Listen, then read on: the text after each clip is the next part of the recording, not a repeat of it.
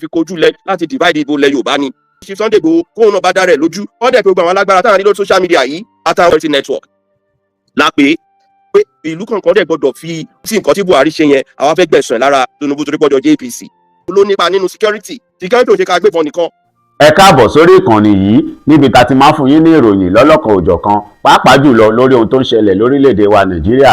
Eléyìí tá a mú wá lónìí gbáǹkọ́gbì ni o, ó yá ẹ jẹ́ ká jọ wò ó. Kó tó di pé a máa wò ó, ẹ jọ̀ọ́ ẹ bá a wò sàlẹ̀ níbi tí wọ́n kọ subscribe sí yẹn, ẹ click lórí subscribe button fún wa. Ọ̀fẹ́ ni subscription, kò sẹ́ni tó máa jáwọ́ yín. Ọwọ́ yín tẹ fi ń tẹ subscribe yẹn ní orúkọ Jésù, ẹ ò ní fi gbé ọmọ sí, ẹ ò ní fi gba lẹ́tà ìbànújẹ́ o. Òun là ń ṣàlàyé fúnra wa. Bẹ́ẹ̀ni. Mo dẹ̀ ní nígbàgbọ́ pé ìfẹ́ kan náà tájọ ní lájọ fi ń jọ lọ́rọ̀ Yorùbá ṣe ká wa lára. Ní 2017 tá à ń sọ yìí, èmi tí mo jókòó síwájú yín ni mo kọ àpilẹ̀kọ ìwé tó dá Àmọ̀tẹ́kùn sílẹ̀ ńlẹ̀ Yorùbá. Iṣẹ́ ọpọlọ tá gbé kalẹ̀ ni pé kí gbogbo ọba aládé, baálẹ̀, gbogbo ìlú oníkálukú kó alágbára wọn jáde nílẹ̀ Yorùbá. Kí la pe orúkọ ẹ̀ nígbà tá a máa kọ́ àpè ní Fọ̀dúmọ́. A ṣe security summit. Alọba Rotimi Akeredolu ń gba ẹ̀kọ́ lọ́run fọ̀run kẹ́. Ó rí àwọn kan tí a gbé dání pé lofty idea ni. Wọ́n delegate Dawn Commission. Dawn Commission jókòó lé lórí. Yóò wọn pè wá nígbà tí wọ́n rí proposal wa because ó ní àwọn nǹkan tó gbé ìṣẹ̀dálẹ̀ ilẹ̀ Yorùbá dání gbogbo nǹkan kọ́ ní ìwé àti báírò. Ó ní nǹkan tí a dá Ifá lé lórí tí Ifá dẹ̀ fi hàn wá pé tá a bá ṣe báyìí láwọn nǹkan kan tó yẹ ká fi tẹ́lẹ̀ àwọn nǹkan yẹn á rọrùn fún wa.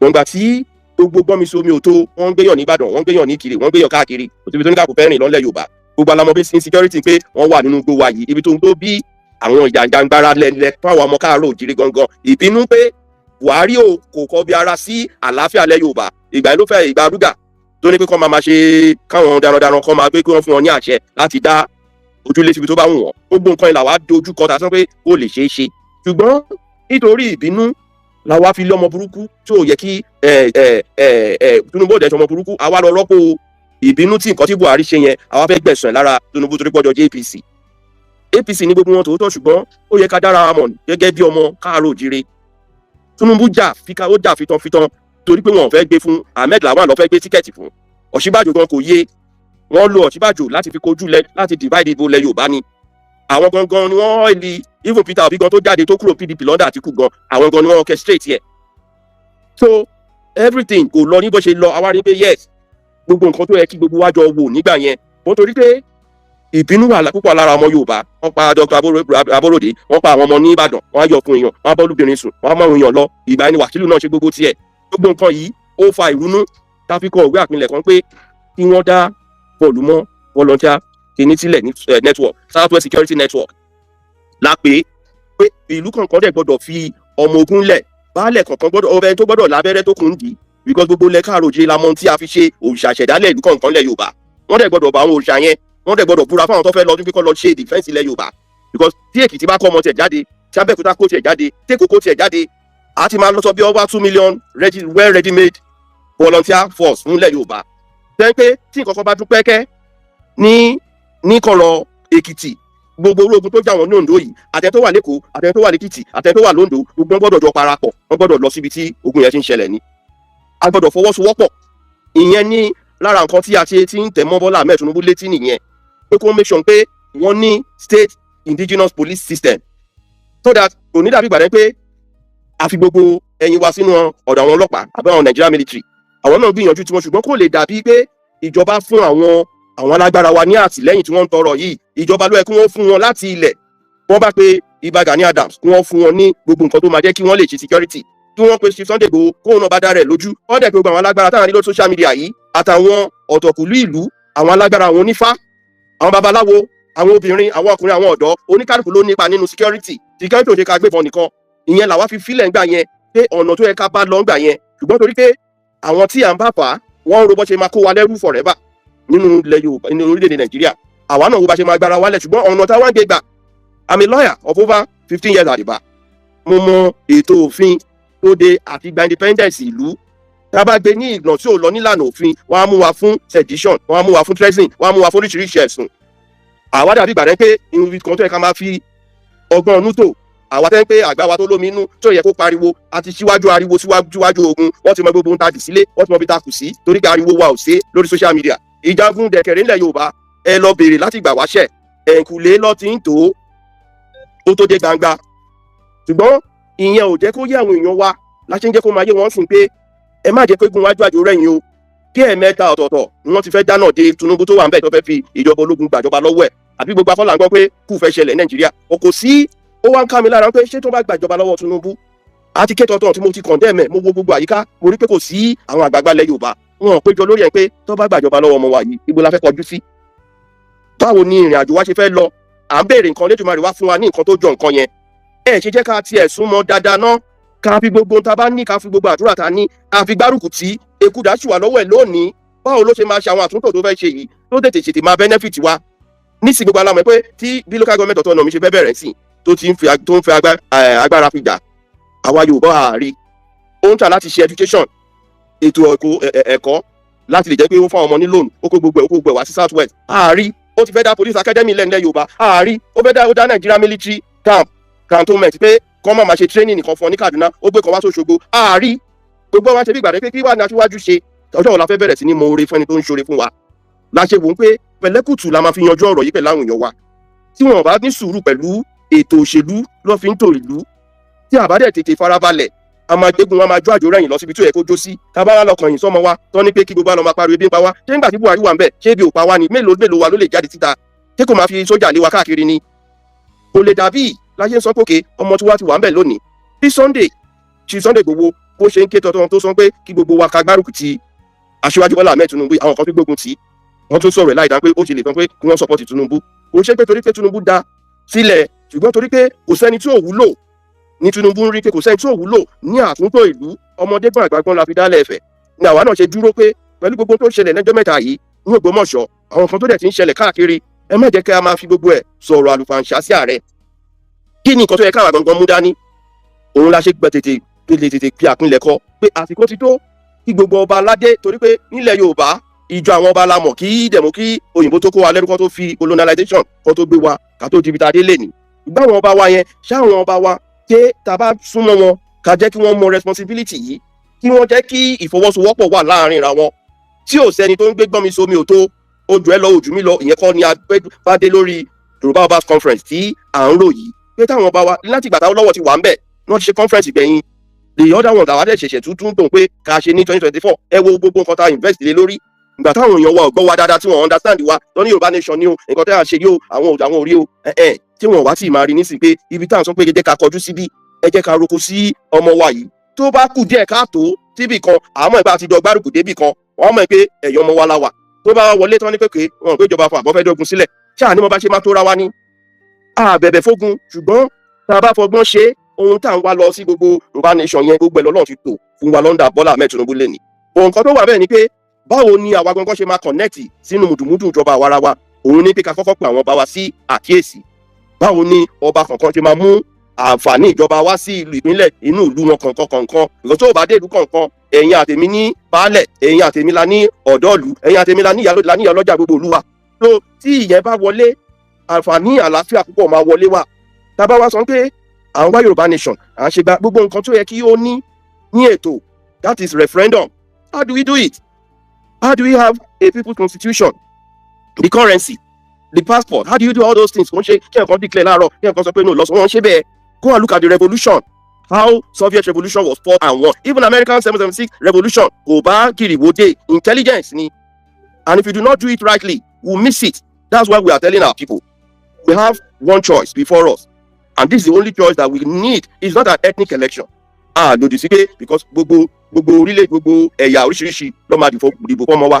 Kò ṣe pé Haúsá ò máa jẹ ìrora lábẹ́ Fúlàní, kò ṣe pé oníkàkó ò máa jẹ ìrora láàrin ara wọn. Ṣùgbọ́n ṣáà wàá gbọ́ máa jẹ ìrora lábẹ́ àwọn ọmọ Ìgbò ni. Ṣé a máa rí oríṣiríṣi ọ̀rọ̀ àlùfàǹṣá tó ń sọ sí wa ni? Èèyàn mélòó la fẹ́ bá sọ nǹkan tí in fact ọ̀pọ̀lọpọ̀ nǹkan táwọn gan-an nǹkan ṣe fún wa gan-an ó léwu ju nǹkan táwọn ará kejì náà ṣe fún wa lọ náà. But tí a bá jọ fara sùúrù tó ká gbárùkù tì bàbá Ọọ̀ni, òun bẹ̀rẹ̀ lèmi ṣe máa ṣe padà sí kí gbogbo ọba aládé ní gbogbo stéètì kọ̀ọ̀kan ẹ jẹ́ kí a ro bí ìpàdé yìí second edition of the Yorùbá Obas Conference yìí ṣe máa wáyé. Tá a bá jọ ṣe nílé Ifẹ̀, Ọlọ́run náà wá ṣe, a máa sọ̀rọ̀ lórí ètò ààbò. Ètò ààbò yẹn a lè fi gbogbo ètò ààbò gbogbo ilẹ̀ Yorùbá ká fi kọ́ gbogbo nìkan lọ́rùn. A lè fi gbogbo ẹnìkan kọ́ Ìbà Gani Adams kan lọ́rùn. Gbogbo àwọn lágbára lóríṣiríṣi, ṣùgbọ́n àjùmọ̀ṣe ló lè ràn wá lọ́wọ́. A dẹ̀ lè dá ṣe, a tún máa nílò ọgbọ́n àwọn police wa, military wa, DSS wa, gbogbo wọn náà lọ gbọ́dọ̀ jọ kò sẹ́ni tó fẹ́ jọ́kọ́ pààyàn ẹ̀ nínú ẹ̀ máa dùn.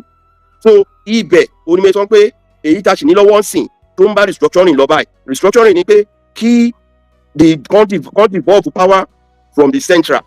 There is too much concentration of power in the Nigerian constitution for federal system wide. And how to achieve it is through systemic reamendment through constitutional review. And gbogbo ala rí pé aṣíwájú ń to ètò yẹn bọ̀ díẹ̀díẹ̀ ni ṣùgbọ́n kò lè achieve gbogbo ẹ̀ tán at one swoop. Ó ń ṣe títì, ó ń ṣe gbogbo ala rí pé tá a bá lọ sí gbogbo ọ̀nà Ifẹ̀ sí Ìbàdàn, ó ń ṣe títì, ó ń ṣe gbogbo ẹ̀. Kò dàbí tẹ́lẹ̀. Àwọn nǹkan yìí ni mo fẹ́ jẹ́ pé kí gbogbo wa rí ní àsìkò tiẹ̀ yìí. Ó ti increase state allocation fáwọn gómìnà. Púpọ̀ náà gómìnà wa ló ẹ̀ka mú ní kóró pọ̀n dání. Wọ́n ní security vote sí ibẹ̀ ló ẹ̀ka pé lọ pé nílò láti ṣẹ̀ máa lọ máa wá pírẹ́sídẹ̀ǹtì. Gbogbo àwọn tó wà nípínlẹ̀ kọ̀ọ̀kan yìí ẹ jẹ́ ká bá àwọn gómìnà wa jọ ṣe pàdé papọ̀. Wọ́n ní agbára London òfin láti devolve local security because àwọn náà jẹ́ chief security officer of their individual state ni. By the time we move together with one united front, with one indissoluble love láàárín ra wa, pé àwa gangan nífẹ̀ẹ́ ara wa onímọ̀ ṣe ń polówó nǹkan kan síwájú. Pé tí a bá nífẹ̀ẹ́ ara wa, tí a bá kóra wa lọ sójú ogun ọlọ́mọ àìpá wa gan la máa fìbọn para wa wálé. Torí pé ìbínú àtòrò tàjọ gbé síra wa nú against ara wa, òun ló ń jà wá púpọ̀ jù. Tí ó bá jẹ́ pé gbogbo wa jọ dúró lójú kan, kábàtẹ̀ sọ pé inú igbó làwọn Fúlàní ń bọ̀ wá. Tí a bá ní continuous security surveillance, tàbá kan ní pé aṣọ ibodè Abẹ́òkúta lẹ́nu káwá fi Ṣàgámù lẹ̀. A gbọ́dọ̀ ní àwọn ètò fún Ṣàgámù. Báyìí náà la gbọ́dọ̀ ní ètò ní Ìlàjẹ, la gbọ́dọ̀ ní Lárámọkọ, la gbọ́dọ̀ ní Kogi nífẹ̀ níbàdàn. Gbogbo oníkálùkù gbọ́dọ̀ jọ mọ kí là ń ṣe. Àti ìfirawálẹ̀ púpọ̀ jù gẹ́gẹ́ bí ọmọ káàárọ̀ òjíire. Gbogbo àwọn ọba aládé wa gbọ́dọ̀ gbárùkù ti bàbá Ọọ̀ni ni. Gbogbo oníkálùkù gbọ́dọ̀ dá ọgbọ́n papọ̀. Ọ̀nà ọmọdé gbọ́n àgbàgbọ́n la fi dálẹ̀ Ẹ̀fẹ̀. Wọ́n gbọ́dọ̀ dá ọgbọ́n jọ láti lè gbé ilẹ̀ Yorùbá ga ni. Then báwo la ṣe máa jẹ mùdùmúdù ìjọba àwarawa tọ́mọ wa wà lórí àlééfà yìí? Òun ṣe nǹkan tá a máa ṣe látòkèèrè. A gbọ́dọ̀ súnmọ́ ní lábẹ́ máa mọ̀ṣẹ́ ní. Ẹ jẹ́ ká fàdúrà ran Ààrẹ Bọ́lá Ahmed Tinubu lọ́wọ́. Ẹ má jẹ́ káwa gangan ká tọmọ wa lọ́pọ̀. Nígbà tí Buhari wà ń bẹ ẹ ní rí ọmọ Haúsá Fúlàní kan ó máa ní gbogbo nǹkan tí Buhari dára lóró fún wọn lọ sórí social media kan máa lọ bú. Ṣùgbọ́n àwọn ọmọ Yorùbá àwa la máa kọ́kọ́ lọ fi olè kó wájà ká máa polóko kó wá mu. Àwọn nǹkan báyìí ó ń kó bá wa nígbà míì àwa lórí social media. Tá a bá ní nǹkan báyìí ní ká rò púpọ̀ nínú àwọn èèyàn wa èébú lọ́ máa kọ́kọ́ bú lọ ràì kó dẹ̀ lè ràn wá lọ́wọ́. So gbogbo bíbẹ̀ yẹn ni mo fẹ́ bí ká ronú sí o olóòtú ẹ ṣé gan. Tọ́ bàbá wa mo dúpẹ́ lọ́wọ́ yín ẹ ṣeun gan ni ẹ kú àtàárọ̀ ṣùgbọ́n máa fẹ́ kẹ́ wo fọ́nrán yìí. Masu kallo da saurare kamar yadda kuka gani muna nan a haraba mai alwarma sarkin musulmi ma'ana kan wuri a daidai fada mai alwarma sarkin musulmi inda kuka gani dubun jama'a ne suka fito suna faɗin yunwa ta ishe su ba sa yi wayo aji wayo yunwa ta ishe su mai alwarma sarkin musulmi kana ji matasa da tijara kowa da kowa sun fito suna faɗin wayo yunwa suna faɗin aba soja kamar da kuka gani dai muna a wannan haraba ta mai alwarma sarkin musulmi ma'ana kan wuri kuma jama'a ne suka fito domin su yi wannan zanga-zanga ba wani tashin hankali ba wani kwaramniya Allah ya sa lafiya a kare lafiya kamar yadda kwa garin duk da ake yin wannan zanga ko in ci mutum wayewar garin safiya ake yin wannan zanga cikin wannan gaskiya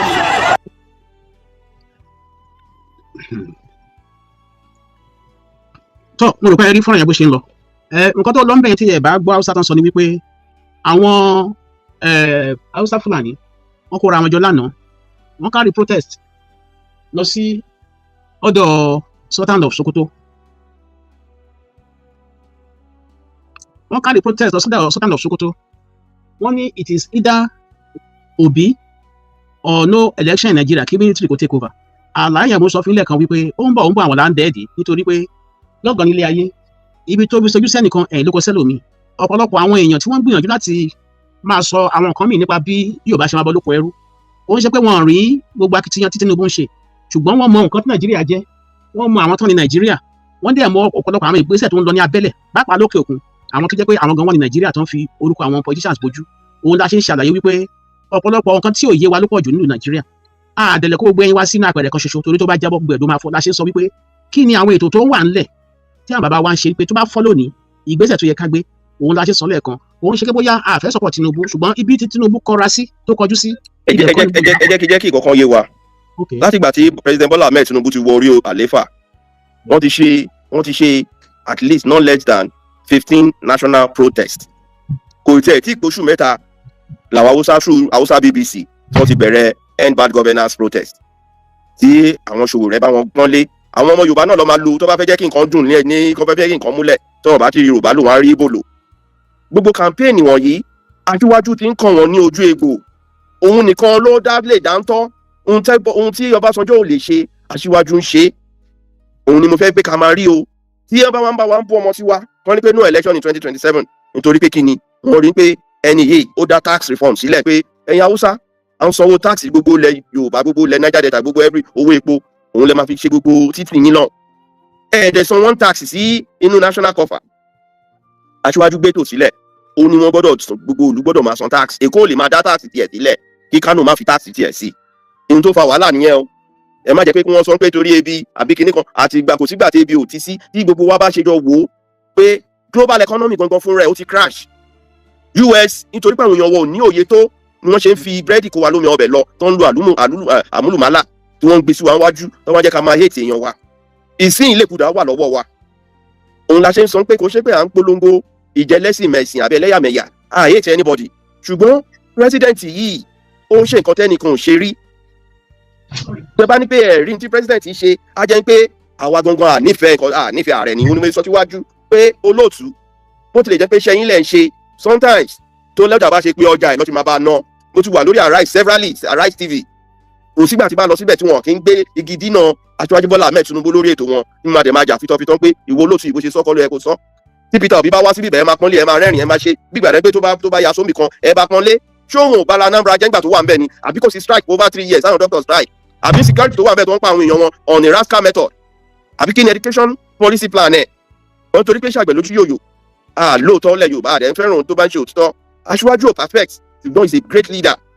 Is in the class of Awólọ́wọ̀, nǹkan tí àárín nígbà ayé Awólọ́wọ̀ náà lélẹ̀ tàbí jẹ́ kí Haúsá bá mú Awólọ́wọ̀ pa pẹ̀lú ẹ̀sùn tí ò ṣe rárá. Ọmọ Yorùbá dẹ̀kẹ̀rẹ́ ni wọ́n tún fi mú Awólọ́wọ̀. Ìgbà tó dẹ Akíntọ́lá sí, ìgbà tó rí yẹn mú ṣé wọn dẹ àwọn Jákàndé sí, ṣé àárín kan tó gbẹ̀yìn Awólọ́wọ̀ ni. Bàbá yẹn gbìyànjú tó pé kí ọmọ Yorùbá lè lajú, ṣùgbọ́n adínú the same mistake là ń repeat láyé òde ní. The same formula náà ni pé kọ́ bá wa bàjẹ́ látọ̀dọ̀ tiwọn, wọ́n á lo mídíà láti sọ pé kò sí nǹkan kan, wọ́n á wá àwọn nǹkan kan sí lẹ́sùn. Ó dẹ̀ ń gbìyànjú pé kò máa probe àwọn Màlámí ni, àbáwọn Màlámí àwọn kan ni wọ́n ní wọ́n bá ìbọn nínú ilé wọn ni, àbáwọn kan ló ń promote kù ni, àbí àrí bí gbogbo ẹ ṣe ń lọ. Tinubu ti ń gbìyànjú, ọ̀run kan ẹni mò ń kà fún wa pé ó ń dá military, ó ti gbé military cantonment tó wà ní Nigerian Academy NDA, ó ti gbé ẹ̀ka kan wá sílẹ̀ Yorùbá, ó ti gbé oníkálukú, ó ń ṣe Nigerian Police Academy náà sí ọ̀nà abẹ́ ọ̀nà Ògùn State ńbẹ̀ yẹn, àbí gbogbo wọn ò rí ni. Àwọn sọ pé ọmọ wa ń gbìyànjú, àwa la wá ń bẹnu àtẹ́lù, àwa la máa kọ́ bọ́ sí social media, tó bá lùlù pé wá pa àwa la mẹ́ ní àyè lílé tẹ́ máa fi mu, tá bá ṣe ìra wa là ń ṣe o. Tí oníkàlùkù ò bá gbọ́ mi, torí pé eléyìí tá à ń ṣe yìí, wọ́n náà ṣe fi ràn wá pé ká fi jẹ́ ká ṣíra wa létí inú, ká fi ìfẹ́ ká fọgbọ́n tó ohun tá à ń wá lọ, àti tó nation kò ń ṣe ìrìn ọjọ́ kan tí ẹ̀kọ́ kan máa ní pé àti sign ẹ̀ láàárọ̀ èmi ni máa di president nílẹ̀ Yorùbá. Have we considered the economic potency, our economic plan? Abẹ́rẹ́ rògbòjú títí láti máa rán náà ni. We need to get seated rightly. Ká jẹ́ káwọn èèyàn wá mọ òtítọ́ ọbẹ̀. Òun mo ṣe máa ń bá àwọn bàbá Akíntóyè gbogbo wọn sọ̀rọ̀ pé ẹ jẹ́ kí gbogbo wa jọ fi òtítọ́ hàn àwọn èèyàn wa, ká má tún kó wọn lọ pé àwa àti IPOB a máa lọ sign the document ní US. That's why I didn't support it. We can't continue to let our people lead them astray. Let them know the truth that pé kí ni ìṣe achieve. Òyìnbó kọ́ ló máa fún wa ní freedom o. Òyìnbó kọ́ ló máa fún wa freedom. The freedom tá à ń wá àwa ara wa lájọ máa fi ọgbọ́n nú kí lè tó wá fún agriculture. Báwo la ṣe lè lo owó tó wà ní ìkáwọ́ àwọn gómìnà wa nísìn ká máa jẹ́ kí wọ́n mọ̀ pé wọ́n gbọ́dọ̀ máa ṣe fún aráàlú. Àwọn local government chairman wa abẹ́rù pé owó kékeré ni wọ́n gbà nísìn ni. Owó tí local government chairman nígbà sí ni state governor ń gbà tẹ́lẹ̀. Ìlọ́po mẹ́wàá owó tí wọ́n ń gbà torí pé wọn ò fẹ́ lu agogo wọn síta. Púpọ̀ nínú wọn àwọn ló yẹ ká máa fi òkò ká máa fi wá káàkiri pé ẹ ṣe bí aṣíwájú ṣe rán yín. Aṣíwájú expect pé káwọn èèyàn ṣì máa pariwo oúnjẹ òsì torí pé ó ti provide enough resources for every state, for every local government. Ló ṣe wọ́n pé báwo lòun ṣe lè jẹ́ kí kíní ìṣe wo èdè sálẹ̀ torí pé àwọn ọ̀pọ̀lọpọ̀ àwọn gómìnà míì wọ́n dúró gẹ́gẹ́ bí iṣan ọrùn lé lọ́rùn pé kó máa rí àwọn kan yìí ṣe. Òun ni àwọn polongo tí wọ́n ń sọ nílẹ̀ Haúsá yìí wọn ò sọ torí pé wọ́n nífẹ̀ẹ́, wọ́n ń sọ nísọ pé kí wọ́n fi dá wàhálà lẹ̀ ni. Wọn ò sọ pé wọ́n nífẹ̀ẹ́ èèyàn wa torí pé ó ti kàn àwa nísìn kọ́ ẹni wádẹ̀ ìṣọdún mẹ́jọ ìgbà tí Buhari ṣọdún mẹ́jọ ṣé adún ni ó wá kan ìgbà tí Yorùbá kadẹ̀ ló sáà wa parí. Òun la ṣe ń bí àwọn èèyàn wa ẹ jẹ́ ká lo gbogbo ohun tó Lédùmarè bá jogún fún wa, ẹ jẹ́ ká pa àwọn ọ̀rẹ́ wa kò bá jẹ́ Ìgbò lónílọ̀rẹ́ ẹ convince wọn kọ́ dìbò fáṣíwájú because election tó ń bọ̀ yìí 2027 yìí táṣíwájú bá complete 2032 ilẹ̀ Yorùbá máa gbádùn gan-an. Gbogbo tá à ń lé yìí gbogbo ẹ̀ lọ́lọ́run ti sáàbù sí wa lọ́wọ́, ẹ má jẹ́ àdánù pẹ̀lú ọwọ́ òsì ká má fi wájú ọwọ́ kórè jọ. Ire lọ́lọ́run kó fún wa nígbà tí ire yìí gan dé ọ̀pọ̀lọpọ̀ wa ò rò pé ó lè dé. ó ti wá dé ń sìn ọlọ́run tó wá fi ṣe àjẹmọ́nú oore fún wa àwa wá sọ pé à ń tari ọlọ́run mẹ́gbẹ́rẹ́ ọlọ́run láṣíwájú ní ayé ilẹ̀ Yorùbá mi ò mà kàn déédéé máa sọ lẹ́yìn torí pé bẹ́ẹ̀ lè rò pé òṣèlú ló fi ń sọ o mò ń sọ pé ká lè jọ ṣíra wa ní etí inú ẹ má jà fi ọwọ́ òsì ká fi júwèé lé bàbá ẹni ẹ má jà fọwọ́ òsì ká fi tarẹ́ ẹ má jà tara alẹ́ ẹni wa lọ́pọ̀ ará àta nísìnyí wọ́n rí ọ̀pọ̀ tí wọ́n fẹ́ máa rà yìí ẹ má jẹ́ kí wọ́n fi wá bu bí ẹ̀rí kan tí Yorùbá bá sọ ni nǹkan tó bá ṣe ni ṣé ààrin ni àbẹ̀rún pé ìdùnnú wa ni pé wọ́n máa dún màrúmàrú mọ́ ọmọ tiwa ni àdẹ̀ sọ̀rọ̀ so nítorí ẹ̀ ní pé jẹ́ ká fi kakóra lóṣùṣù ọwọ̀ pẹ̀lú ìpàdé tó ń bọ̀ lọ́nà yìí pé ká pè ní Yorùbá Ọba Conference yìí à ń ṣe ilé ètò pé security ló máa jẹ́ number 1 on the agenda number 2 on it is agriculture because tá bá ní security tí food ò bá sí tó ń jẹ ilẹ̀ Yorùbá ò bá sí mo ti máa ń pa lówe fún wa a lè fẹ́ gba freedom ká sì máa lọ máa dúró de ata Kano ẹ jẹ́ kí báwo la ṣe lè ní ata ilẹ̀ wa báwo la ṣe lè ní àlùbọ́sà ilẹ̀ wa báwo la ṣe lè máa ní màálù ilẹ̀ wa tá à ń jẹ ní gbogbo ètò yìí àwa ń ṣọ̀lẹ à ń dúró de kọ́lọ̀ ń rọ̀jò mánà wá àwa ń retí pé tá bá ṣẹ̀dé gègé ibi tá à ń lọ la ṣe máa bẹ̀rẹ̀ sí ní sáré yẹn àwọn eré yẹn ni aṣíwájú ràn wá lọ́wọ́ lé lórí tí gbogbo wa gbọ́dọ̀ jọ lọ gbárùkù tí àwọn nǹkan yẹn ló máa dá ká máa béèrè lọ́wọ́ ẹ̀ pé ihun tó ti wà lọ́wọ́ wa yìí kí la bá la ṣe lè ṣètò lórí ètò ọ̀gbìn lórí ètò insecurity lórí ètò education lórí ètò healthcare abẹ́rùn pé bá ṣe ń náwó tùlùtùlù ta fi ń ṣe healthcare yìí ni gbogbo àwọn health center wa yìí wọ́n ń gbìyànjú láwọn state kankan àwọn gómìnà wa náà ń try láwọn ibì kankan ṣùgbọ́n tí àbájọ fọwọ́sowọ́pọ̀ pẹ̀lú wọn ká tètè ránjú mọ́ wọn pé ó sì kù nìbọn ń ro ibi ìbá yìí lórí ètò security abẹ́rùn pé Èkó nìkan lè sponsor gbogbo every tools tí gbogbo àwọn Àmọ̀tẹ́kùn máa lò àbí ìrù ẹkùn ni àbí OPC ni àbágbẹ́kọ̀yà ni gbogbo wo lè máa ṣe lọ́tọ̀ọ̀tọ̀ oníkàkùn máa wá self recognition we need to do it jointly yẹn ààrẹ lè dá lọ ṣe àfi ká gba iṣẹ́ ẹnu àwọn ọba wa ló ní àṣẹ tí nǹkan tó bá ti jẹ́ ẹ̀tọ́ ààbò ilẹ̀ Oòduà tó yẹ kó jẹ́ titi wa òun làwọn náà ṣe ń fi sùúrù tó ń pé kíní yìí ó determine a high level intelligence láti lè nip in the bud ibo ni black spot wà nílẹ̀ Yorùbá tó bá kó àwọn ọmọ lọ ní Òṣogbo ní Ògbómọ̀ṣọ́ lónìí kí ló yọ Òṣogbo lẹ̀ ní ọ̀la àbí kí ló máa yọ Ìkìnnú lẹ̀ lọ́la ta ló fẹ́ lọ protect àwọn ọmọ lẹ́kìtì àbí tó bá kó ṣé tẹ̀wọ̀n Boko Haram bá sọ pé àwọn fẹ́ gba 1 billion lọ́wọ́ gómìnà ibo ló ti ń sọ̀rọ̀ inú gbogbo lọ́wọ́ àwọn ẹni yìí tó bá ti move àwọn èèyàn wọ́n máa move wọn lọ to the far north ni ó lè jẹ́ pé gbogbo ibi tó wà báyìí sìn wọ́n ti wà lọ́nà ọ̀nà Kwara àbí kó ti wọ Niger State kí ni nẹ́tíwọ́ọ̀kì wa ní àwọn gbogbo bẹ̀yẹn kí làwọn ọdẹ wa support la fẹ́ fún àwọn ọdẹ wa láti ẹ̀ nílẹ̀ lọ́wọ́lọ́wọ́ báyìí wọn ò ní owó ẹ̀tù wọn ò ní mọ́tò wọn ò tún ní support adẹ̀ láwọn olówó ńlẹ̀ Yorùbá àwa dúró de pé àyẹ̀kátiwa kí làwa gangan fẹ́ ṣe ni mo ṣe ń bẹ̀ pé ẹ má jẹ́ àṣẹ ní bó bá ṣe wá ẹ jẹ́ ká fi ètò ìfẹ́ ká fi gbé ká bẹ̀rẹ̀ sí ní lo ọgbọ́n inú ilẹ̀ káàròjire aláwọn òṣàlẹ̀ Yorùbá tọ́lọ́run sì ń fi àṣẹ sí pé kán máa gbọ́ kí ilẹ̀ wa sì máa sọ̀rọ̀ wọ́n torí pé àwa gangan fúnra wa ti ta ara wa lọ́pọ̀ à ń wá nǹkan tí Ọlọ́run ti jogún fún wa lábẹ́ ilẹ̀ wa tá a bá kó gbogbo signboard nísìn ká lọ sí Ọjọ́ta láàárọ̀ la ṣé ìwọ̀nba ariwo tá a bá pa ṣé òun ló máa give wa ní nationhood ni tá a bá tún wá pariwo tán àwa lọ sínú yàrá wa àwa tún máa kanra mọ́ra wa nínú tó yẹ pé ó yẹ ká fi ọgbọ́n lò ó kókè o ilẹ̀ Ifẹ̀ anílẹ̀ ẹ jẹ́ káwọn àwọn àgbẹ̀ wa ẹ jẹ́ kó lọ sóko púpọ̀ náà àwọn àgbẹ̀ ta ló máa wà ń bẹ àwọn OPC wa àwọn àgbẹ̀kọ̀yà wa wọ́n máa dáko ń bẹ kó wọ́n kán wá bí Boko Haram ń bọ̀ kó wá bá àwọn OPC pàdé ní inú oko bí tó ti ń dáko dé àwọn náà máa lọ sunkún lọ báwọn èèyàn wọn lé pé wọ́n ti pa wá o àwọn gan lọ́ọ́ máa lọ máa sọ pé ẹjọ́ ẹ má jẹ́ kí wọ́n máa bẹ̀jọba ń pé kán wá gbà wọ́n lẹ̀ ni àwa wa ń lọ ń bẹ̀jọba lórí àwọn tó ń bá wa ń fínra tó yẹ ká lọ́gbọ́n ọnú pẹ̀lú àwọn ọba wa ká jókòó pé ókè ìlú Ìbàdàn ológun mélòó ló wà ní Ìbàdàn ẹ kó gbogbo wọn jáde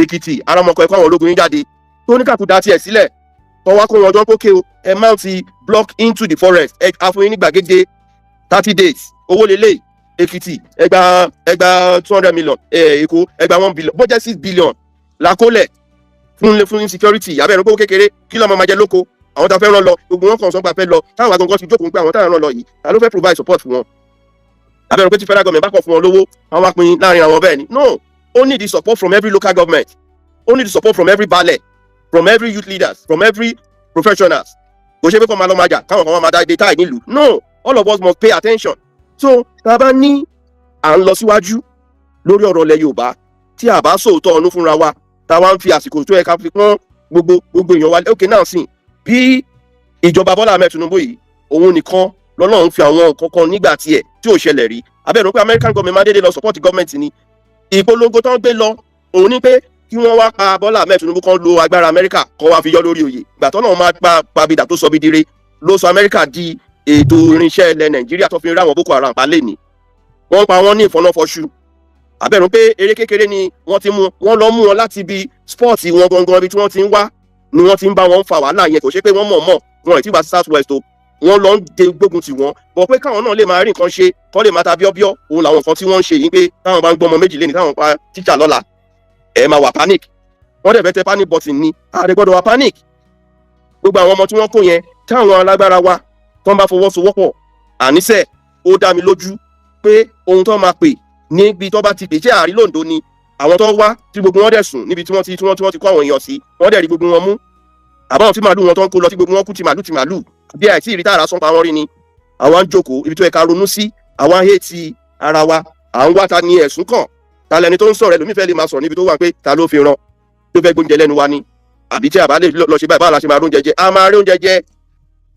tá a bá fi ìfẹ́ tó òun ni mo ṣe ń sọ pé gbogbo ohun tá à ń lépa yìí ẹ jẹ́ kí a fọgbọ́n ọ̀nù tó structure wà nílẹ̀ Yorùbá ètò ti wà láti gbà wáṣẹ̀ ogun òdẹ̀kólẹ̀ Yorùbá kó jà wá rí kó kó wa lọ Ìbàdàn nìkan tó kojú gbogbo ogun yìí nígbà wáṣẹ̀ Ìbàdàn ló gba ilẹ̀ Yorùbá lẹ̀ torí ẹni mo ṣe máa ń kéde àsákì fún Ìbàdàn ṣùgbọ́n ṣé Yorùbá mọ gbogbo ilẹ̀ Yorùbá ṣáà ti kí Ìbàdàn kú iṣẹ́ rí ni àbá ti lọ sọ pé oore tí Ìbàdàn ṣe wá yìí ṣáà ti ṣe táǹkì fún wọn rí ṣe àwọn ẹ̀sùn pé ẹ̀sùn Ìbàdàn ṣe Olúbàdàn fẹ́ jẹ́ chairman ní council of ọba wọn máa ní gbogbo ọmọ Ọ̀yọ́ adójú ti Ìbàdàn ṣé yẹn ló kọ̀ wá àbọ̀ fẹ́ ṣe security summit àwọn àfihàn ọba olólè gbà ẹ jẹ́ ká lọ gbé sí kò sọ́ba kan tó gba gbogbo ọba aládé lálejò tó bá yẹ̀ lẹ́yìn Ọ̀nìrìṣà tó ẹlòmíì bá ṣe àwọn kan máa bomi sẹ́yìn àpẹẹrẹ ni ó yẹ kí àfi tá a bá dáwọ́ jọ pọ̀ ó ní mo ṣe sọ fún wa a ti ní gbogbo nǹkan lẹ̀ Yorùbá Ọọ̀ni dàbí bóyá president fún wa ńlẹ̀ Yorùbá ni gbogbo àwọn ọba àyókù igbákejì òrìṣà ni wọ́n jẹ́ sí Ọọ̀ni tó ń jẹ́ Ọ̀nìrìṣà wọ́n torí pé a fẹ́ recognize authority yẹn tá a bá dẹ̀ ti fail láti recognize authority ilẹ̀ Yorùbá tí gbogbo àwọn ọmọ káàró òjìrè tí a recognize authority ilẹ̀ Yorùbá tàbá wọn lọ sunkún àrùndẹ àríkíní kan àṣekíní kan ẹni tá a fẹ́ mú lélẹ̀ ta ló lórí wa ta lòjó lórí àtọ́nà tí kò wá lólórí ó tún wá jẹ́ pé ààrẹ ta tún ní ó tún bọ̀wọ̀ fún olórí yẹn ṣe jẹ́ ká kó gbogbo náà wa ká kó sí ojú kan ká wá sọ fún bàbá Ọọ̀ni ok bàbá Ọọ̀ni ẹ ti ẹ̀ pàṣẹ fún Olúbàdàn tó bá wà ní meeting gbogbo á máa lọ síbẹ̀ as observer bẹ́ẹ̀ yóò ní rọrùn èèyàn ti ń wá ni kọ́ wá observe ni wọ́n máa wà ọmọdé gbọ́n àgbàgbọ́n la máa fi yanjú ẹ̀ bọ̀ tí a bá ní ààyè láti kóra wájọ kó ní káàkiri fẹ́ lọ jàjà tiẹ̀ lọ́tọ̀ọ̀tọ̀ wọ́n á rí wa mú ẹ má jẹ́ ń tàn yín torí pé láàárín wa ẹ̀kúlé lọ́tà wà inú ilé la ṣe bí ń gbé tí a bá fi ọgbọ́n tó ká nífẹ̀ẹ́ ara wa ká wò ó pé báyìí ni ọ̀rọ̀ tó wà nílẹ̀ yìí ọ̀rọ̀ òṣèlú nìkan kọ́ ló wà nílẹ̀ o ọ̀rọ̀ ìtúsílẹ̀ ayérayé ọ̀la wa òun là ń jà lé lórí ẹni tó bá mọ̀ Tinubu nítorí pé ó wà ń bẹ̀ ìgbà tí wọ́n gba agbára lọ́wọ́ àwọn mílítírì ní Nàdẹ́kò wọ́n ti fẹ́ pa àwọn àtàwọn Wọlé Ṣóyínká àbáwọn nítorí pé àwọn ọmọ wọn ká yẹn ń sọ pa history lẹ́ǹkan yẹn Tinubu ti dá history padà nínú education curriculum o nítorí ẹni Tinubu ṣe ń sọ pé ó ti make education ẹni tó bá fẹ́ lọ ṣe technical education NCE kò ní di JAMB ló ti regulate gbogbo nǹkan tẹ́lẹ̀ Haúsá nìkan ló máa ní 180 kó tó wọ university nísìnyí wọ́n sọ pé 150 wọ́n lọ gbé gbagada ní owó gbọ́dọ̀ wọ kò sí special consideration mọ́ tí wọ́n máa ń fún wọn lọ́dọ̀ tí wọ́n tẹ́ pé àwọn ọmọ tí wọ́n máa ní 100 wọ́n ti wọ university àwa tí wọ́n wá ní 230 wọn ò ní lè wọ university gbogbo ẹ̀ ló ti reduce abẹ́rẹ́ strike ni tó nǹkan tá à ń sọ ní pé ibi tí challenge wà ní pé tá a bá wá gbọ́ kó ẹnu pọ̀ tako Sunday àwọn ọba wa ká wá máa jẹ́ kí Tinubu mọ̀ pé ọ̀wọ́n gógó oúnjẹ o àwọn ti ná àwọn farmers o kò ń ṣe farmer orí paper torí pé púpọ̀ gbà míì ẹlẹ́tàn ló pọ̀ jù nínú àwọn tá a rò pé wọ́n ń ṣojú fún wa until táwa gangan bá take decision on our own tá a bá dẹ̀ take decision conference yìí ó máa solve a lot of problem fún wa because a gbọ́dọ̀ ní proper administrative structure nílẹ̀ Yorùbá a ní bẹ́ẹ̀ lọ́ọ́ gbà báwọn tó ń polongo tẹ́lẹ̀ tó ẹ̀ mo ṣe máa ń sọ kò ní pé mo hate anybody I love everybody because ilẹ̀ Yorùbá kan náà ìlàjọ ń jà fún but Ọlọ́run fún wa ní nǹkan nísìn ẹ jẹ́ ká ṣe gbárùkù tí tá a bá rí ìjọba yìí gbà ní ẹlẹ́ǹkejì ọ̀wọ́n gbogbo oúnjẹ táwọn sọ pé kí ni the bag of rice ó ti wà ní 150 tẹ́lẹ̀ kó tó di 50,000 ó ní ọgbọ́n tó ta sí ó náwọn tax reform tó lọ $700 but àwọn èèyàn wa ń gbà míì tó wà nínú ìjọba àtọ́jọ́ ọmọ Yorùbá àwọn gangan ni wọ́n ń ṣòro pa ìjọba síwájú tí wọ́n mí sí àwọn èèyàn wa lára tí gbogbo wọn kàn gba appointment ọgbọ opportunity lórúkọ ilẹ̀ Yorùbá tí wọn ò fẹ́ ní team wá sílé fún wa wọn dẹ̀ ní ọ̀pọ̀lọpọ̀ opportunity tó lè gba ọmọ wa síṣẹ́ tó lè jẹ́ pé nígbà tá a ṣíwájú wọlé a make a proper demand pé ká ṣíwájú gba no less than 60,000 Yorùbá youth sí Nigerian army 60,000 sí Nigerian police wọ́n gbà sí custom wọ́n gbà sí àti wọn pé tó bá tẹ̀ fẹ́ dín ìjọba wọn gbogbo ìnira tó wà yìí because we thought that those are the right way to make sure that àwọn èèyàn wa ní freedom those are demand wa ṣì wà níwájú bàbá lè ní pé kò ń ṣe àwọn ẹbí wa sọ pé kí wọ́n spread ẹ̀ ní beyond political parties because ọmọ PDP tó wà nílẹ̀ Yorùbá ọmọ Yorùbá ni nítorí pé wọ́n ṣì lọ́nà òun náà gbébò alọ́ta fún Haúsá tó bá 2027 ọmọ Yorùbá tó wà Labour Party ọmọ Yorùbá ni wọ́n torí pé àwọn ò kì í fìfẹ́ ṣe àwọn ọmọra wọn pé tó bá ti di ìgbà tó bá ti tó ṣèlú bá dé. So the challenge is that gbogbo ariwo tó ń pa ń Kano ní Sokoto yìí òun ṣe ariwo tó fẹ́ ràn àwa Yorùbá lọ́wọ́ ariwo tó yẹ káwọn máa pa ń bìbà ọmọ wa ni ẹjọ́ ṣe ọmọ wa ni ẹjọ́ ṣe a lè fi lẹ̀kẹ̀ sídìí ọmọ ẹlòmíràn ọmọ wa ni ẹjọ́ ṣe torí pé tí a bá kọ ọmọ wa nílẹ̀ nísìn ará àtà á kó wa lẹ́rú Tinubu ti gbé wa dé level total freedom díẹ̀ ló kù sìn tó bá parí ètò 1999 constitution sìn because wọ́n ti ń review ẹ̀ ó ti mọ àwọn nǹkan tó fẹ́ ṣe àti advice president gbogbo àwọn nǹkan mi wà tẹ́ pé inú ikùn ló wà tí a lè máa sọ́ńtà ń sìn a kàn ti sọ díẹ̀ pé gbogbo àtisọ́wé kan dá National Youth Development Commission sílẹ̀ kan dá Youth Right Act sílẹ̀ Education Right Law kan dá sílẹ̀ kí gbogbo àwọn nǹkan mùdùmùdù ìjọba àwarawa policy ló ń guide ìlú not noise. A lot of what is happening to us now taba get security right and what are the strategy? The strategy is localizing all our security architecture, especially local policing. And some Nigerian police to devolve the state police. So we are talking about local government policing structure. Once we can be able to, and that should be left in the hand of the royal obas to control, to take charge, in collaboration with local government authorities, any departments of that local security network. Kò ń ṣe àwọn tí ìjọba bá gbà, àwọn tó jẹ́ volunteers of different groups, different organizations. Ìjọba gbọ́dọ̀ ní ètò incentive fún wọn. Wọ́n gbọ́dọ̀ ní mọ́tò tó máa fún wọn. Abẹ́rẹ́ pé PC ló máa fowó ẹ̀rẹ́ po tó bá fẹ́ lọ jagun nínú igbó ni. Expect pé kán dáwó owó wọn kán tún máa dá láàrin ra wọn. Tó bá da fọ́jọ́ mẹ́ta tó bá máa fi dọ́jọ́ kẹrin, wọ́n á fún gbogbo wa táwọn alẹ́ Yorùbá pé ìkànnì wà.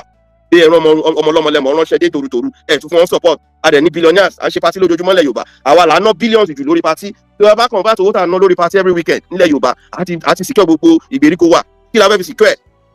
Wọ́n bá ní kán ṣe fence tí gbogbo ilẹ̀ Yorùbá ní nǹkan péré ká tiẹ̀ fi ní borderline ní interstate borderline o kàn gbọdọ̀ wá láti Benin Republic kò kàn wọ Badagry àbí kò gba Kwara kò gba bẹ̀ wọlé sọ̀yọ́ tó dẹ̀ sẹ́ni kò sí anybody tó kò sí aṣọ́bodè kankan tó ń béèrè question lọ́wọ́ anybody.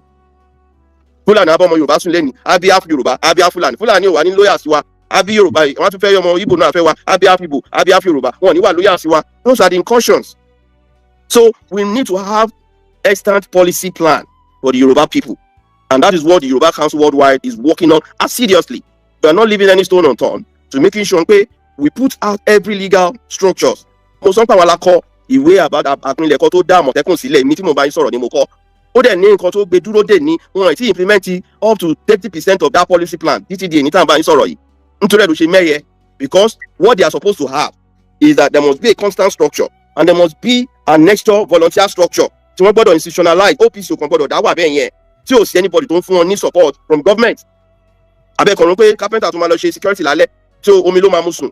Government ò tẹ̀ ní provide incentives fún wọn, regulate provide the support system fún wọn. Tẹ bá ní kí Sunday kan lọ dá ìrẹ́kùn bó ṣe gbé kalẹ̀ nílé ní ìsìn. Kò lè ká Ọ̀yọ́ nìkan tán. Gbogbo ìrẹ́kùn tó bá dá ogun wọn lẹ̀ kó ìmọ̀ kan ní 10,000 soldiers. Wọn ò lè dá tí protect Ọ̀yọ́ nìkan tán. We need not less than 2 million well-structured force on ground. How do we achieve it? Kò láà lè achieve ẹ̀ nínú tẹ̀m̀bẹ̀lẹ̀kun. A lè achieve ẹ̀ nínú backbiting. A lè achieve ẹ̀ nínú horse trading ni pé eléyìí ló lágbára, eléyìí bá mi bẹ̀ ni, eléyìí ni olórí, òun ni ìlú. And that's why we say let everybody rally around the supreme structure. Let all of us bring their structures together. Àwọn bá wá ní authority. Wọ́n ní individual authority wọn. Tẹ́gbẹ́ tó bá kólẹ̀ pẹ̀lú ìtọ́nà ìjọba fún ìlú kọ̀ọ̀kan. Àwọn bá mi ní èèfọ̀ wọn lè kánná. Ṣùgbọ́n torí pé a fún wọn ní ọ̀wọ̀ yẹn. A jẹ́ kí wọ́n mọ̀ pé iṣẹ́ tọ́lọ́run rán wa ṣe lélẹ̀ láṣẹ ń tán pé ẹ máa ní pé ọ̀rọ̀ mi ò yẹ lórí pé ìjọ àwọn ọba wa ní ká lò. Tá bá ti wà well structured pẹ̀lú àwọn ọba. Àwọn ló máa mọ bí oníkàkùn ṣe máa devolve strength wọn at their various locality. Kí wọ́n á dúró ní dúró akíní o. Kò ń ṣe dúró pé à ń ṣe yọ̀bọ̀kẹ́. Wọ́n á dúró ní dúró akíní in their various states. Àwọn ló máa dàbí garrison command. Wọ́n máa fi monitor. Wọ́n máa jókòó tì ní. Kò ṣe kan téèyàn kan máa lọ sọ́jà, téèyàn kan máa lọ sí lọ. Gbogbo àjọ máa jókòó tì ní ká fẹ́ fúnra wa ní gbàgede. Ọjọ́ 14 days la fẹ́ fi ṣẹlẹ̀. Kò ṣe pé àwọn la máa lọ sí inú oko. A fẹ́ fi monitor progress reports. Because insecurity tá à ń sọ yìí, tá bá filẹ̀, ibi tá bá ti ń péjọpọ̀ lọ́tọ̀ máa tún máa sọ àdó olóró fún wa. Tó bá ti ń dé level yẹn, a máa suspect everybody tó bá ń gbẹ̀gbẹ̀ wa ni. Ìsìn lọ ẹ̀ka tètè kọ̀tẹ́ ilẹ̀. Tá máa yẹ kó dé level suicide bombing. Ẹ máa jẹ́ kó dé level pé a nílè rí ọmọ Haúsá kan káwọn máa fòkò lé wọn. Ẹni tí ó ṣẹ̀, aláìṣẹ̀ la máa lọ máa fọ̀bẹ dúnbú nígbà tó yẹ pé àwọn ẹlẹ́ṣẹ̀ gangan wà bí tí wọ́n ti ń mọtí.